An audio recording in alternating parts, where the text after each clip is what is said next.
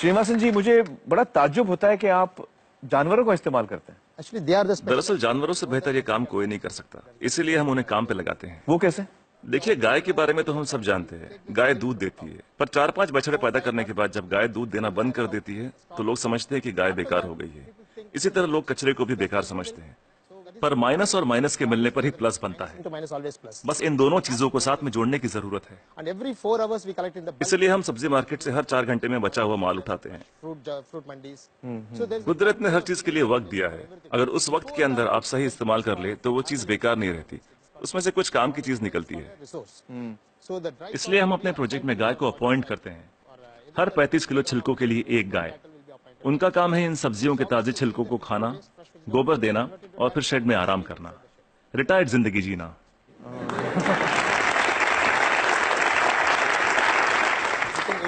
सिर्फ 8 घंटे में सारा कचरा घट के गोबर के रूप में 1/4 हो जाता है, और इस गोबर में काफी मात्रा में ईंधन वाली मीथेन गैस होती है।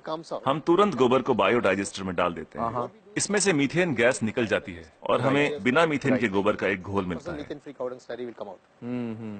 इसको हम तुरंत केचुओं के हवाले कर देते हैं।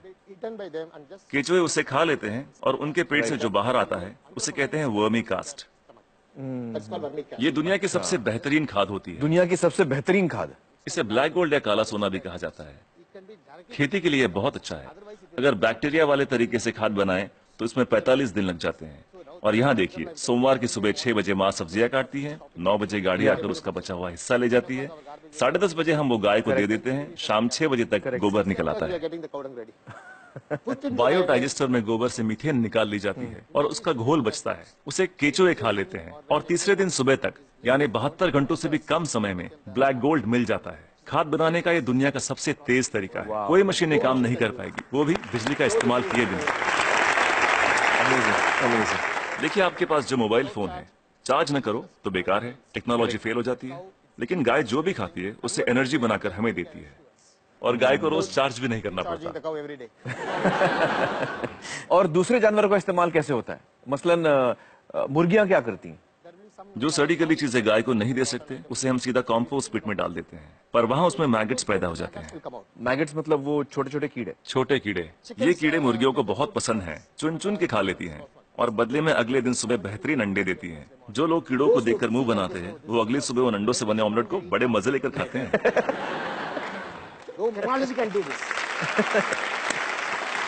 कोई टेक्नोलॉजी, कोई मशीन ये नहीं कर पाएगी। दुनिया में ऐसी कोई मशीन नहीं बनी जो कीड़े खाए और अंडे दे।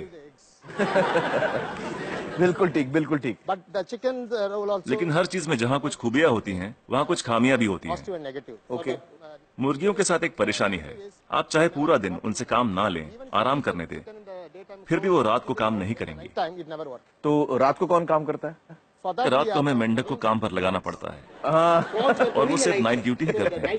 कुदरत का करिश्मा है, एक दूसरे की कमी को पूरा कर देते हैं। ना तनख्वाह मांगते हैं, ना बोनस, ना यूनियन बनाते हैं, ना हड़ताल करते हैं, बस अपने अपने काम में लगे रहते हैं। सही है, सही है। तो मुझे बताइए कि ये बतखें क्या करती हैं? बतख का पसंदीदा खाना है मछलियाँ।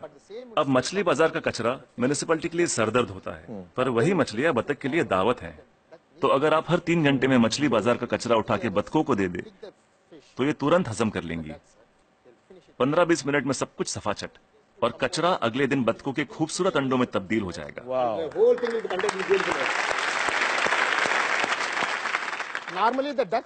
आमतौर पर बतखें हर महीने 8 से 10 अंडे देती हैं, लेकिन जब हम उन्हें मछलियों और दूसरे नॉनवेज की खुराक देते हैं तो 24-24 अंडे देना शुरू कर देती हैं। ओह! And if I have 20 ducks, then multiplied by. हम हर 11 मादा पे एक नर बतख रखते हैं। Why 11 female and 1 male? हमें तो अंडों से मतलब है, एक ही नर बतख काफी है।